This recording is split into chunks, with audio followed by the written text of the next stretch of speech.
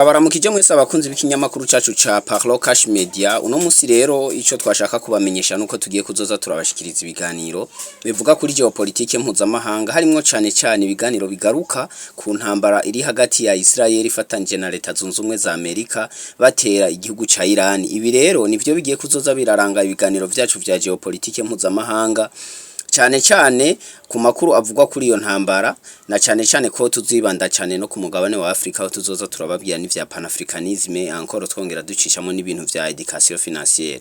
No musi rero ico dushaka kugaruka ko n'igiki, haciye igihe kitari gito kuko uno musi ntihenze tugeze hafi mu ndwi zibiri intambara iri hagati ya Iran yatewe n'igihugu ca Israel bafatanije na Leta Zunze Ubumwe za Amerika itanguye. Iyo ntambara rero kuva itanguye ni ibintu vyinshi bimaze kononekara ku butunzi bw'isi. Aha rero sinshaka ko twokwirirwa turagaruka icatumye iyo ntambara itera, kuko abatari bake mwasomye ibinyamakuru mukamenya iyo ntambara ya jiva n'iyija. Uno musi rero ndashaka ko tugaruka ku kintu kimwe, tugaruke eske uno musi ku itariki ya 16 ntwarane iyo ntambara igezehe, imaze konona ibiki. Icambere cyo mwomenya ni kimwe, nkuko ibinyamakuru mpuzamahanga bibivuga, iyo ntambara nuko yamaze guhindura isura.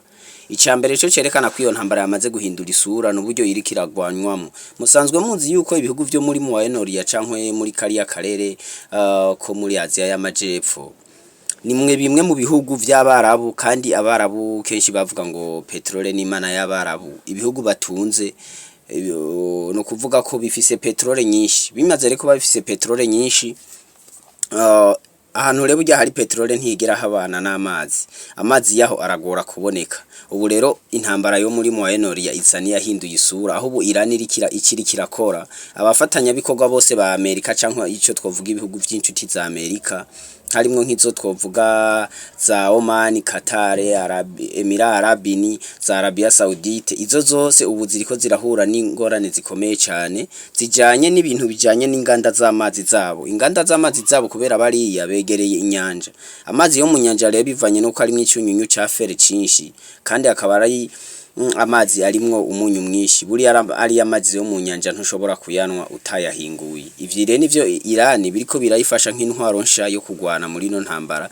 Aheri kirafata ryari ministre w'ububanye n'amahanga wa Iran yuwo bitwa Abbas Arachi yabwiye ibihugu vyose vy'ibigenzi vya Amerika biri muri kariya karere ka Aziya y'Amajepfo, ababwira ati nimutirukana abasoda b'abanyamerika bari mu bihugu vyanyu, muzomenye ko aka karere kose kagiye guhura n'ibibazo bijanye n'umutekano muke. Aho hariho ikigwa kimwe kiri mu bigize ubutunzi bwa Iran Amerika iheruka kurasaho, kandi ico kigwa nubwo Iran bahora bayifatira ibihano, ubundi ico kigwa cabo cyo kubera arico kigize nona ntipurusa y'ubutunzi bwa Iran n'amasoko ntanga nguvu menshi ya Iran yava kuri ico kigwa ntibigera bagikomakoma, kuko vyasa nkuko umutima w'ubukungu wa Iran ari ukoraniye.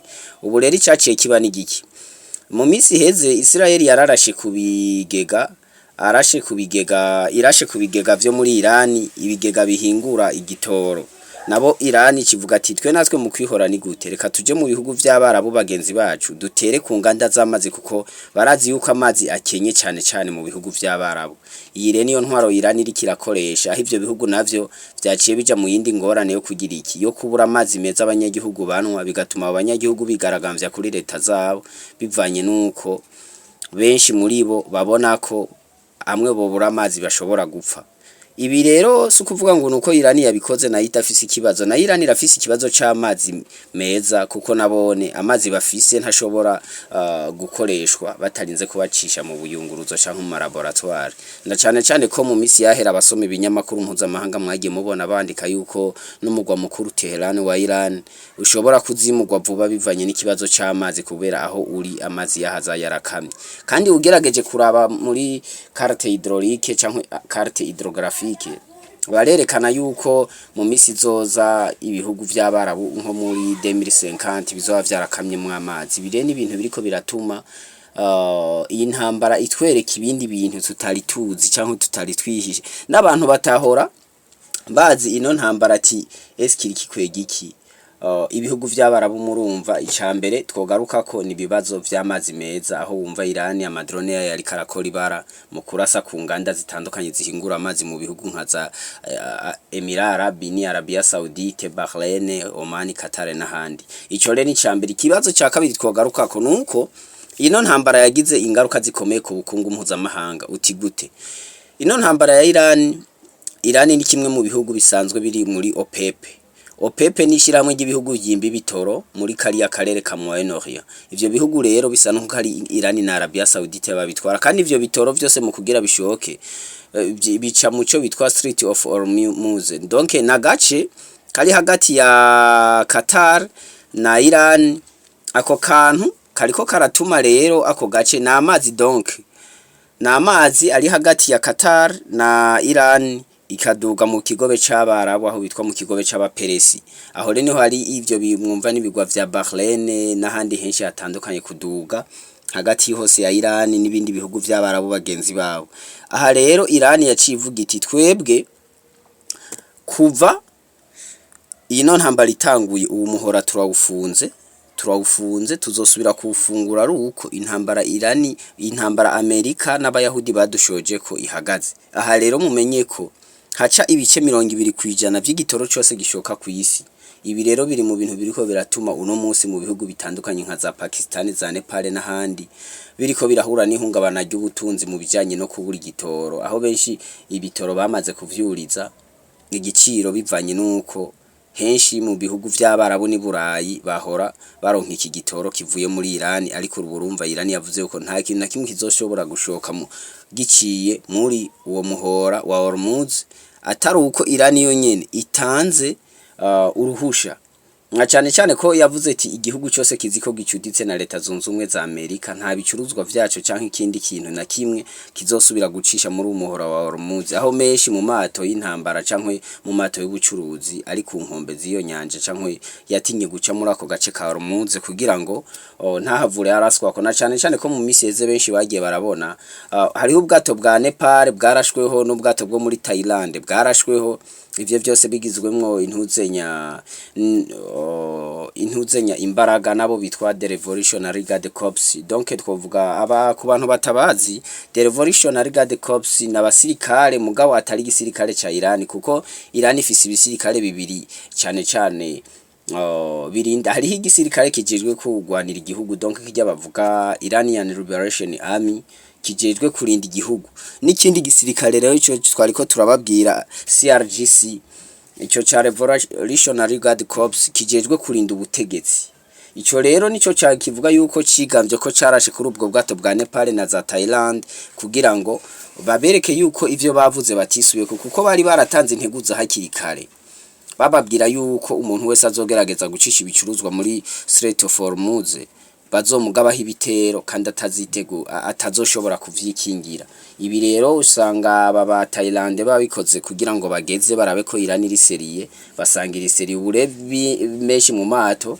Amerika irikirahiga ukuntu yorungika abasirikare bayo bakaza baraja kuyaherekeza kugira ngo ashobore guca muri uwo muhora wa Hormuz. Ico rero ni kigira kabiri. Kindi naco twobabwira kuvyerekeye ino ntambara ya Iran n'ibihugu harimo leta zunze ubumwe za Amerika na Israeli, nuko biriko biratuma apare uko babiriko biratuma ubukungu bw'isi buja mu kindi ciciro c'ubukene, biriko biratuma kandi ibihugu bikomeye navyo bisubirana. Nk'ubu abanyaburayi benshi bamaze imisi baca ku ruhande bayagisha president wa Iran Masudi Pezeshkian bamubwira bati twebwe tubabarire tuje mu biganiro tuyage nawe turabe igikenewe kukogwa, mugabo twebwe ubu bukungu bwacu turabona bwohungabana. Na cyane yuko abarusiya bo bariko batambira ku mutoto databutse, kubera ko ngira ngo murazi muri 2022 intambara y'Uburusiya na Ukraine itangura harabaye ico bitwa gufatira ibihano Uburusiya bamaze kubufatira ibihano babufatiye ibihano no kuri petrole yabwo. Ibi rero bica bituma babuze ibihugu vyose kugura petrole y'Uburusiya. Uburusiya nabwo ati ntangorane tuzoyidepa ntihazobura igihe muyikenera. No musi rero nkuno musi barerekana mu biharuro mpuzamahanga yuko petrole y'Uburusiya ubu bayikuye ku ibihano rigira itangure kuzirashoka mu banyaburayi. Na cyane ko n'ibindi bihugu benshi mu banyaburayi bakonsoma gaze ivuye kuva aho bafatiye ibihano gaze y'Uburusiya. Benshi ubu baca bakonsoma gaze ivuye muri ibi bihugu vy'abarabona cyane no muri Turkiya. Vyinshire muri ivyo iyi ntuzenya izi drone za Iran zo bitwa Shahed ziza zarabimenaguye vyinshi ubu ntibigikora. Ivyo rero bigaca bituma abenshi muri bo b'abanyaburayi baba mu nzu zitagira amantuzenya ivyuma bishusha mu nzu, ariyo mpamvu benshi nko mu Bufaransa Macron bariko baravuga bati twibi ibintu ntitwovyemera twebwe Amerika yaradukwegeye nimugire n'ingoga turabe ko twova mu ibintu nka Macron bariko arahamagaza president wa Iran Masoud Pezeshkian amubwira ati twebwe ico dukeneye nuko tuja muri negotiation namwe kugira ngo turabe ukuntu ivyo bicuruzwa mu bireka bikaza birashika mu Burayi. Ibi rero hariho uwo bitwa Mohamed Garibaf nk'uyu yaravuze ati twebwe nta biganiro namwe dukeneye mu gihe Amerika mutaba murayibwira igahagarika kutugabaho ibitero.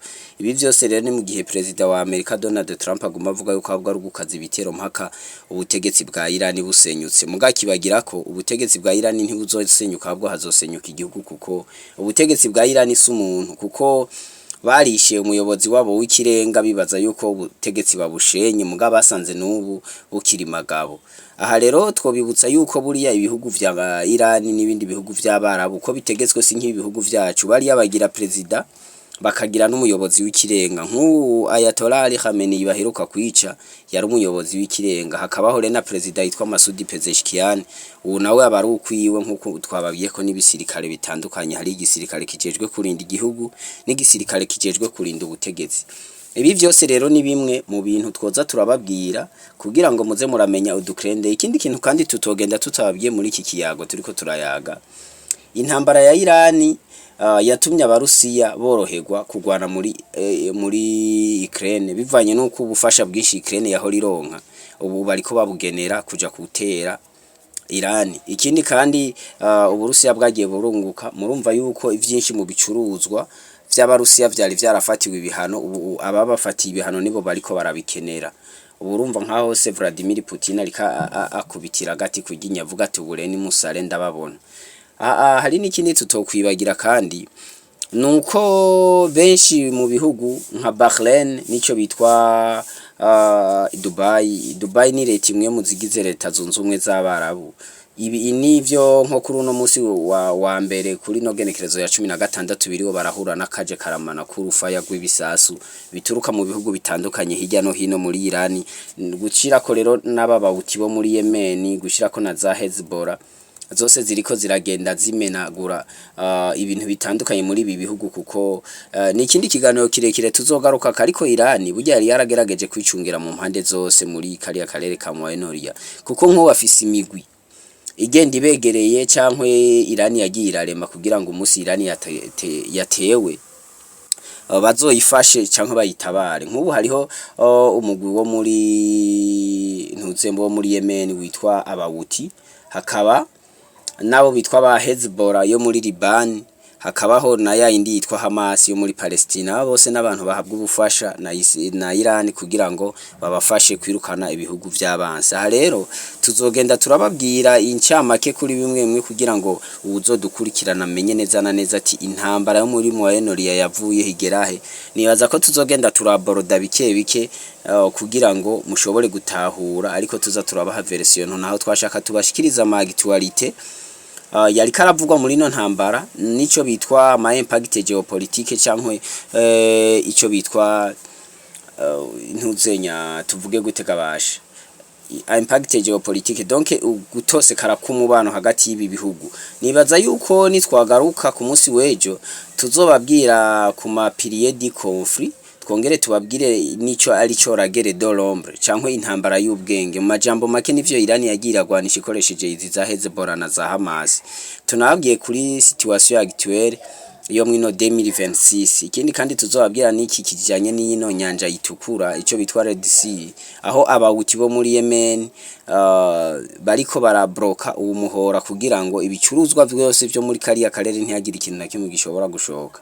Ikindi kandi tuzobabwira kuri kitwabwiye ca confrontation directe tunabwiye ku vya impact geopolitique ino ntambara isiga mu ntuzenya muri aka karere n'ibindi byinshi tubabwiye no kuri karata yo muri Moyen-Orient ukuntu icafye na cyane ko mu Kirundi hari jambo bavuga ngo umugenzi w'umwansi wawe. Urumva ngo umugenzi w'umwansi wawe ngo ni umugenzi wawe l'ennemi de mon ennemi est mon ami. Iki kintu rero ni jambo rikunda gukoreshwa cyane mu ntambara zo hariya muri Moyen-Orient tuzobabwira yuko mu misi iza tuzobabwira ko kugira ngo mumenye vyinshi. Hama rero tunabibutsa yuko hari igihugu kibangamiwe cyane cyitwa Bahrain. Ubundi Bahrain ni igihugu kitangana n'umuji wa Bujumbura, kiretse gusa ko kibamwe abantu basumvya ubwinshi ababa i Bujumbura, ariko aka n'agahugu gato gatunze twovuga ko ari nk'iparadizo, ariko no musi yo paradizo iri kirahinduka umuyonga kuri drone z'ubwiyahuzi za Iran. Hama rero reka mbanze ngezaho ibindi tuzogenda tuyababwira, ariko gusa ndababwira yuko je nariko mbashikiriza kino kiganiro ari Blaise le journaliste international emblématique. Tubasaba kubandanya mukora subscribe, mwongera mukora sabone kugira ngo ibiganiro vyacu bigere kure. Stay tuned.